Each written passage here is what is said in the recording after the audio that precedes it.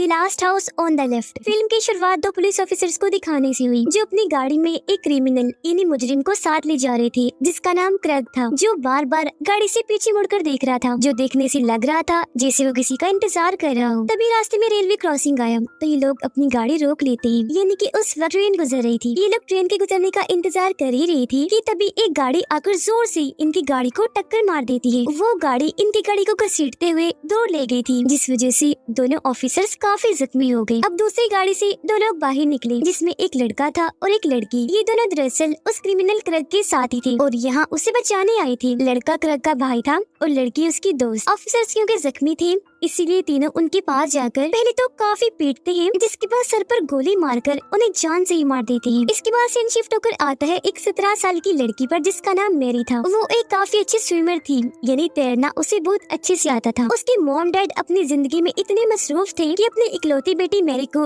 ठीक से टाइम नहीं दे पाते थे, क्योंकि उसके डैड डॉक्टर थे और मॉम भी मसरूफ रहा करती थी। तो इसीलिए आज अपनी बेटी के साथ वक्त गुजारने एंजॉय करने के लिए वो अपने एक घर पर जाने का प्लान बनाते हैं, जो घर लेक यानी झील के पास था। जब ये लोग अपने घर पहुंचे तो वहाँ लगी तस्वीरों से हमें पता चलता है कि मैरी का एक भाई भी था। अब क्योंकि उसका दिल नहीं लग रहा था इसीलिए अपने मॉम डैड से इजाजत मांग रही थी कि क्या मैं अपने दोस्त से मिलने चली जाऊं। जो सुन उसकी मॉम एकदम चुप हो गई, क्योंकि वो उसकी हिफाजत को लेकर बहुत फिक्रमंद रहा करती थी। उसे जाने से मना कर देती है, लेकिन उसके डैड मैरी को जाने की इजाजत दे देते हैं। यहाँ तक कि उसे गाड़ी की चाबी के साथ साथ कुछ पैसे भी देते हैं जो उसके काम आ सके। पर उनके इस फैसले से मैरी की मॉम खुश नहीं थी। अब मैरी यहाँ से निकलकर अपनी एक दोस्त से मिलने आई जो शहर के एक स्टोर में कैशियर का काम करती थी। बातें करते करते दोनों का ध्यान एक लड़के पर गया जो काफी देर से स्टोर में मौजूद था। सामान खरीदते हुए वो इन्हें बड़े गौर से देख रहा था। फिर वो अब काउंटर पर आकर मैरी की दोस्त से सिगरेट मांगता है, पर क्योंकि उसकी उम्र कम थी इसीलिए वो सिगरेट देने से मना कर देती है। जिस पर वो लड़का कहता है कि अगर तुम मुझे सिगरेट दे दो तो मैं उसके बदले तुम्हें पार्टी दूंगा जहाँ हम खूब इंजॉय करेंगे। तो अब उसकी इस बात पर मैरी की दोस्त मान गई। वो जब सिगरेट के पैसे देने के लिए अपनी जेब से पैसे निकालता है तो एक नोट पर खून लगा हुआ था, जिसे वो निकालकर जल्दी से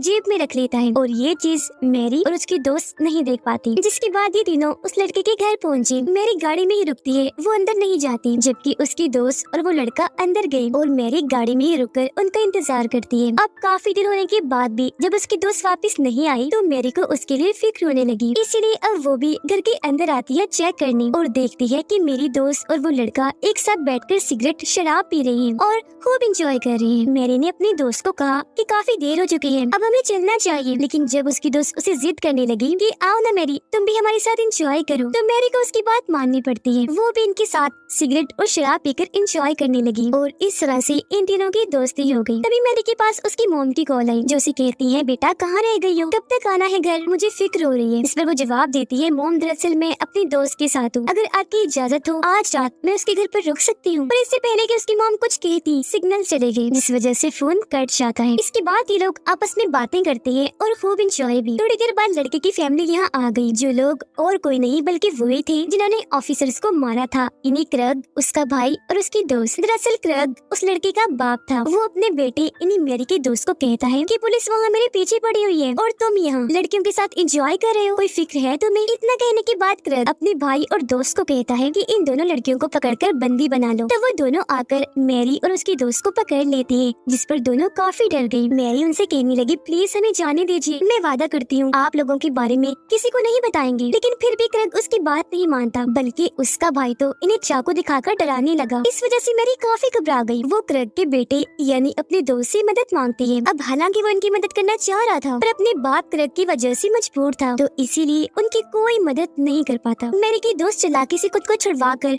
फौरन भागकर बाथरूम में आ गई। उसने दरवाजा बंद कर लिया और पुलिस को फोन करने लगती है, पर क्रैग का भाई खिड़की के जरिए वहाँ आकर उसे पकड़ लेता है। वो फोन उसे छीनकर फौरन तोड़ देता है, जिसके बाद उसे भी खूब पीटने लगा। उसके साथ साथ ये लोग मैरी का फोन भी तोड़ देते हैं ताकि दोबारा ये किसी को बुलाने की कोशिश न करें। जिसके बाद उन्हें अगवा करके ये यहाँ से जाने लगे। पर रास्ते में मैरी देखती है कि तो वही रास्ता है जो हमारे लेक हाउस की तरफ जाता है, जो देख उसे प्लेन आया। वो एकदम जोर जोर से हिलने लगी। चालाकी से दरवाजा खोलकर भागने की कोशिश करती है। उसके ऐसा करने से गाड़ी का बैलेंस खराब हो गया और वो एक पेड़ से जाकर टकराई और इस तरह से उनकी गाड़ी का काफी बुरा एक्सीडेंट हो गया। जिस बीच मौका पाकर मैरी की दोस्त वहाँ से भागने लगी, लेकिन क्रेग का भाई और दोस्त दोनों उसका पीछा करने लगी। भागते भागते उसकी दोस्त एक फैक्ट्री के पास आकर मदद के लिए चिल्लाने लगी, लेकिन तभी वहाँ वो दोनों आकर उसे पकड़ लेते हैं और फौरन वापस ले आए। ये दोनों लड़कियों को बांधकर जमीन पर लिटा देते हैं। क्रेग अपने बेटे को कहता है कि तुम क्योंकि इन दोनों के दोस्त हो तो आओ इन पर जुल्म करो और जो तुम्हारा दिल करे वो करो। पर क्योंकि वो ऐसा करना नहीं चाहता था तो साफ साफ मना कर देता है। उनकी इन हरकतों पर मैरी की दोस्त को गुस्सा आ गया तो वो उन्हें गाली निकाल देती है, जिस बात से क्रेग को इतना गुस्सा आया कि वो चाकू लेकर उसके पेट पर काफी गहरा कट लगा देता है और उसे वहीं तड़पने के लिए छोड़ देता है। जिसके बाद वो गया मैरी के पास, जहाँ पहले तो उसने मैरी को खूब मारा और बाद में उसके साथ बहुत बुरा कर दिया और इस सब में क्रेग की मदद उसकी दोस्त कर रही थी। इस बीच मौका पाकर मैरी एक पत्थर उठाकर क्रेग के सर पर दे मारती है, फिर फौरन यहाँ से भाग गई, जेल किनारे आ जाती है। तभी क्रेग और उसके साथी भी वहाँ आ गए, जो मैरी को देखते ही उस पर गोलियां चलाने लगा, पर एक भी गोली उसे नहीं लगी। वो जल्दी से जेल में कूद गई और लगातार आगे बढ़ती रहती है, क्योंकि काफी अच्छी स्विमर जो थी। क्रेग अभी भी लगातार उस पर गोलियां चला रहा था। इससे पहले कि वो किनारे तक पहुंचती, एक गोली उसे लग ही गई, जिससे वो मरी तो नहीं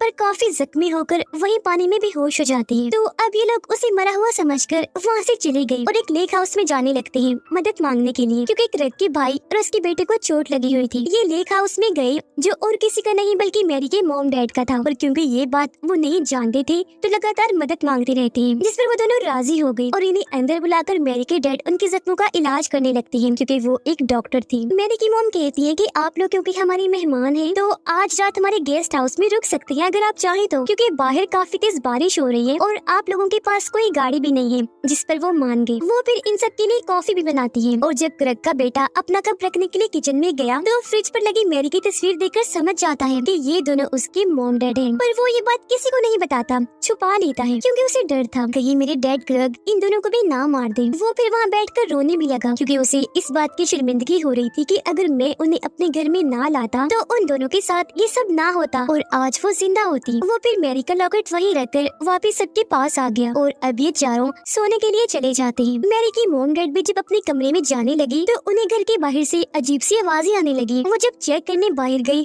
तो ये देखकर काफी हैरान रह जाती है कि मैरी वहाँ काफी जख्मी हालत में पड़ी है। वो घबरा गई, भागकर फौरन उसके पास आते हैं। अपनी बेटी की ऐसी हालत देखकर उनकी भी हालत खराब हो गई। वो जल्दी से उसे अंदर ले आई। गोली उसकी कमर पर लगी थी, जिसे निकालने के लिए सारा जरूरी सामान लेने उसकी मॉम किचन में आई, जो वहाँ पड़ा मैरी का लॉकेट भी देख लेती है। वो उसे उठाकर अपने हस्बैंड के पास आई, बताती है कि जब मैं बाहर गई थी तो ये लॉकेट उसने पहन रखा था और अब देखो ये मुझे किचन से मिला है। किचन में तो क्रेग का बेटा ही गया था तो जरूर उसने ये वहाँ रखा होगा, जिसका मतलब कि हमारी बेटी की ऐसी हालत इन लोगों ने ही की है। ये बताते हुए वो फूट फूट कर रोने लगी। उनके साथ मैरी के डैड भी रोने लगते हैं। फिर जब वो अपनी बेटी का इलाज करने लगी तो उन्हें समझ लग गई कि मैरी के साथ उन लोगों ने बहुत गलत किया है, जिस बात से उन्हें बहुत गुस्सा आया और वो इन सब से बदला लेने का फैसला करते हैं। वो अपनी वाइफ से कश्ती की चाबी मांगते हैं ताकि यहाँ से पहले निकल सके, क्योंकि उन्हें मैरी की जान बचानी है। मैरी की मॉम उन्हें चाबी लाकर देती है, जिसके बाद वो जाकर कश्ती को पानी में उतारते हैं। उधर गेस्ट हाउस में सब तो सो रहे थे पर क्रेग के बेटे को नींद नहीं आ रही थी और वो चुपके से जाकर अपने डैड के पास पड़ी गन उठा लेता है। मैरी की मॉम जब किचन में थी तो इन लोगों को मारने के लिए चाकू ले रही थी कि तभी यहाँ क्रेग का भाई आ गया। उसे इनके इरादों का पता न चले और वो फ्रिज पर लगी मैरी की तस्वीरें न देख ले, इसलिए मैरी की मॉम उसे फ्रिज वाली साइड पर जाने नहीं देती और अपनी बातों में उलझाकर एक शरबत बनाकर देती है। शरबत को पीते पीते जैसे वो बाहर आया टेबल पर मैरी को पड़ा हुआ देख लेता है। इससे पहले कि इस बारे में जाकर अपने भाई क्रेग को बताता, पीछे से मैरी की मॉम आकर उस पर हमला कर देती है, पर वो किसी तरह खुद को छुड़वा कर चाकू लेता है और मैरी की मॉम को पकड़कर चाकू से मारने की कोशिश करता है कि तभी यहाँ मैरी के डैड आ गए, जो आते ही पहले उसे बालों से पकड़कर पीछे हटाते हैं, फिर उसके हाथों को काफी जख्मी कर देते हैं। मजीद उसे तकलीफ देने के लिए उसके हाथ गर्म पानी में डबो दिए, जिससे वो तड़पने लगा, जो देखकर मैरी के डैड एक हथौड़ा उठाकर उसके सर में घुसा देते हैं, जिससे वो मरता तो नहीं पर तड़पने लगा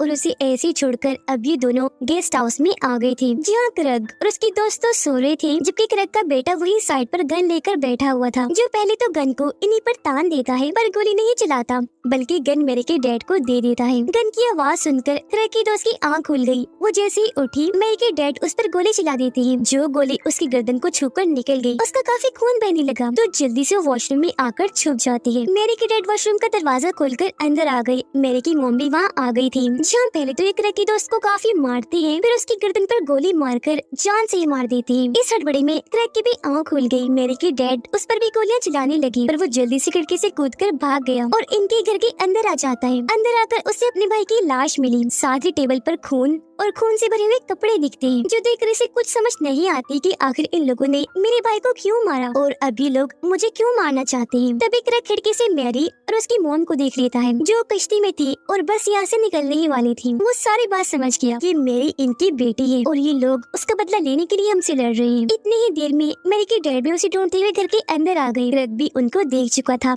जहाँ इन दोनों के बीच काफी खतरनाक लड़ाई हो जाती है। चीजें उठा कर दोनों एक दूसरे को खूब मार रहे थे, हाथों से भी खूब पीट रहे थे। पर थोड़ी ही देर में क्रैग उन पर भारी पड़ने लगा। वो उन्हें मार मार कर काफी जख्मी कर देता है। जब वो जमीन पर जख्मी हालत में पड़ी थी तो उन्हें छुड़ाने के लिए क्रैग बता देता है कि हमने तुम्हारी बेटी और उसकी दोस्त के साथ क्या क्या नहीं किया, जो सुनकर उन्हें और गुस्सा आने लगा। इसीलिए वो हिम्मत करके दोबारा उठे क्रैग से लड़ने लगती है, लेकिन क्रैग के हाथ में लोहे की छड़ी थी, जिसकी मदद से वो उन्हें और मारने लगा और बस जान से मार ही देता कि तभी यहाँ मैरी का दोस्त यानी क्रैग का अपना बेटा गन लेकर आ जाता है और अपने ही डैड क्रैग पर गन तान के खड़ा हो जाता है। पर क्रैग उससे गन छीनकर उसके बाल पकड़कर मारने लगता है। वो फिर उसका मुंह पकड़कर उसे और मारने लगा, पर पीछे से मैरी की मॉम आकर उस पर हमला कर देती है, जिससे वो अपने बेटे को छोड़ देता है। यहाँ मैरी के डैड भी आ गए थे और अब ये दोनों मिलकर क्रैग को पीटने लगे। ये उसे बहुत मारते हैं, जिससे वो इतना जख्मी हो गया कि फौरन बेहोश होकर वहीं ढील हो जाता है। जिसके बाद ये दोनों अपनी बेटी मैरी और क्रैग के बेटे को लेकर यहाँ से निकल गए अपनी कश्ती के जरिए। अब क्योंकि क्रैग अभी तक जिंदा था, इसलिए मैरी के डैड को सुकून नहीं आ रहा था, क्योंकि वो अपनी बेटी के क्रिमिनल को ऐसे जिंदा नहीं छोड़ सकते थे। इसीलिए वापस आए और एक तेज ब्लेड से क्रैग के जिस्म को काट कर उसे पैरालाइज कर देते हैं। जब वो बेहोश था, यानी कि अब उसका पूरा जिस्म बेकार हो गया था, वो जिंदा लाश बन गया था,